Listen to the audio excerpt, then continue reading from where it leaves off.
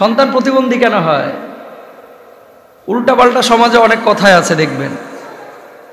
অনেক আছে মানুষ নামাজ পড়ে না, অথবা হারাম টারাম খায়, উল্টাপাল্টা কাজকাম করে।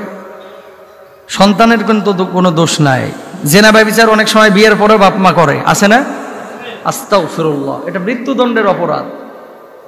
মনে রাখবেন, সৎ সন্তান যদি আপনি চান, ভালো সন্তান চান, নিজেকে কিন্তু একটু সৎ বানাইতে হবে ভাই।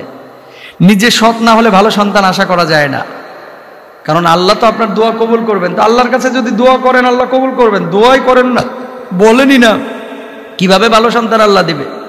কিন্তু পাপের কারণে সন্তান বিকলাঙ্গ হয়, প্রতিবন্ধী হয়, এগুলো বলা ঠিক না। কারণ কি? যে সন্তান দুনিয়ার মুখ দেখতেছে তার কিন্তু কোনো দোষ নাই, আল্লাহ তারা পাঠাচ্ছেন বলে আসতেছেন। কথা বলেন। আর আল্লাহ তাআলা এটাও বলেছেন কোরআনুল কারীমে, লা তাজিরু ওয়াজিরাতু উযরা উখরা, কেউ কারো বোঝা বহন করবে। বাপ যদি পাপ করে এর খেসারত বাপে দিবে, সন্তানের দোষটা কি?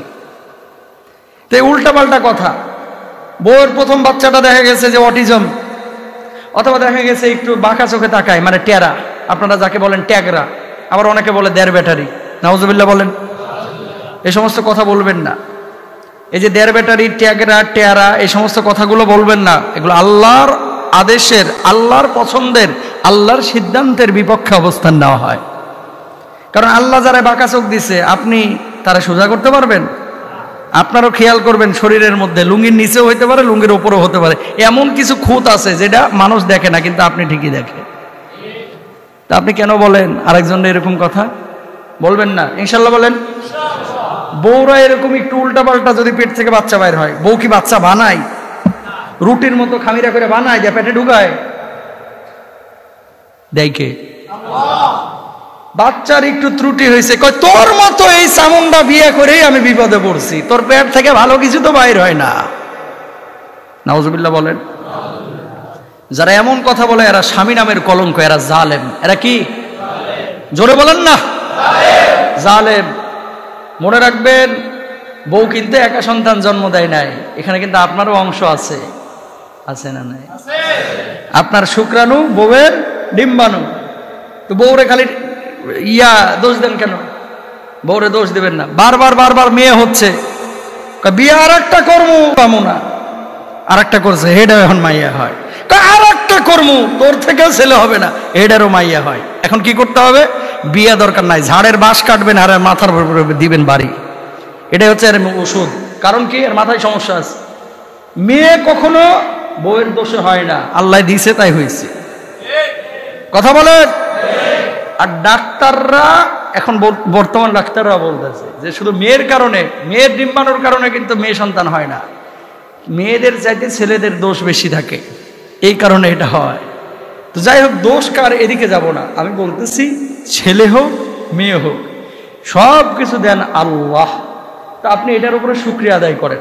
প্রতিবন্ধী যদি কখনো হয়, অসুস্থতা যদি কখনো থাকে, এটার উপরেও আপনি সবর ইখতিয়ার করবেন। কারণটা কি দেখেন,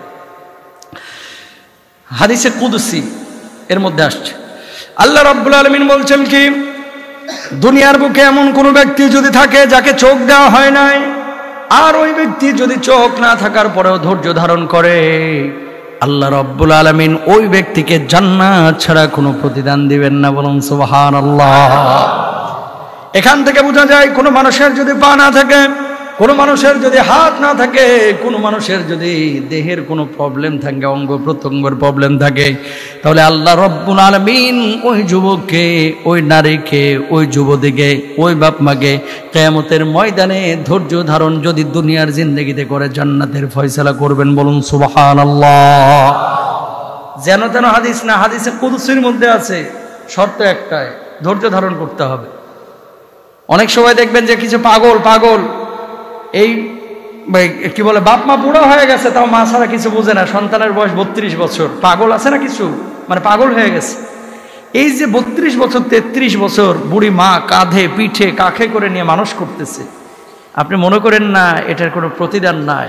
এমন প্রতিদান আল্লাহ কিয়ামতে দিবে এই বাপ মাকে, যেটা সে কল্পনাও করতে পারে নাই। আল্লাহু আকবার। কারণ যে পরিমাণ ত্যাগ, তিতিক্ষা, সাধনা, পরিশ্রম ওই পাগল ছেলের জন্য বাপ মা করে, এটা আপনি কল্পনা করতে পারবেন না। কারণ যার আছে সেই বোঝে জ্বালাটা কি। অনেক সময় মা বাপ একেবারে মানে জীবন যৌবন সব ক্ষয় হয়ে যায় এই পাগল পালতে গিয়া, হয় না? তো এই পাগলগুলো যারা লালন পালন করবে আল্লাহ তাআলা তাদের জন্য কিয়ামতে জান্নাতের ব্যবস্থা করে দেবে। আর একটা হাদিসের মধ্যে কি আসছে খেয়াল করেন, আল্লাহ নবী সাল্লাল্লাহু আলাইহি ওয়াসাল্লাম বলছেন, ঘরের মধ্যে রিজিকটা বাড়ে, রিজিকের মধ্যে বারাকা আসে যদি কোনো অসহায় অথবা বেকার অথবা যার সামর্থ্য নাই রিজিক অন্বেষণ করার, তাকে যদি তুমি খাবার তুলে দাও। অনেক সময় বাড়িতে 4 ভাই থাকে, দেখা যাচ্ছে 3 ভাই কাজ করতেছে, 1 ভাই বেকার, শত চেষ্টা করেও কাজ কাম পাইতেছে না, পরে বোঝা মনে করে, কয় আলাদা করে দাও, বিয়ে দিয়ে দাও, ঘাড়ে জোয়াল দিলে অটোমেটিক কাজ পাইবে। এনে কথা বুঝেন নাই? মানে এটারে মানুষ খাওয়াইতে চায়, এটা কয় আমরা খাটমু, ও বয়া বয়া খাবে। অথবা এরকম আছে যে মাহুর ব্যক্তি, 2টা হাত নাই, এরা খাওয়াইতে চায় না। এরে যদি খাওয়ান, এর প্রতি যদি ইহসান করেন, আল্লাহ তাআলা আপনার রিজিকের মাত্রাটা বাড়ায়া দেবে। বলুন সুবহানাল্লাহ।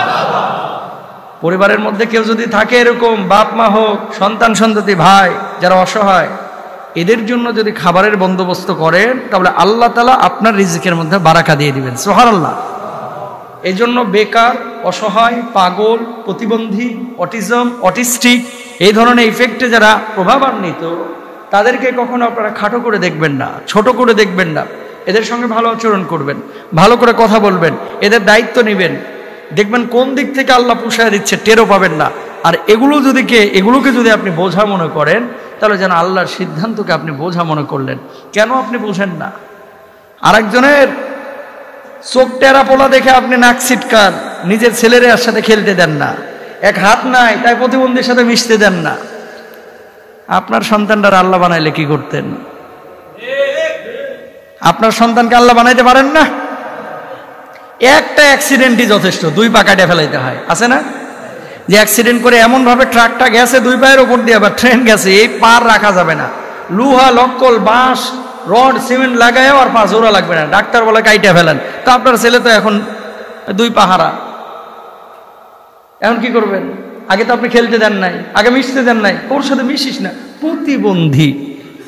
প্রতিবন্ধী হোক, কিন্তু সে তার বাবার রাজ্যে রাজা, সে তার মায়ের রাজকন্যা, ঠিক কিনা? কোনো বাবার কলিজার মধ্যে তার সন্তানটা কিন্তু প্রতিবন্ধী না, সন্তানটা বাবার রাজ্যে কি রাজপুত্র, রাজকন্যা, মায়ের রাজ্যে। খবরদার টেগরা, প্রতিবন্ধী, ল্যাংড়া, লুলা, কানা, সুরা, ভাঙা বলা যাবে? যাবে ইনশাআল্লাহ? বলেন ইনশাআল্লাহ।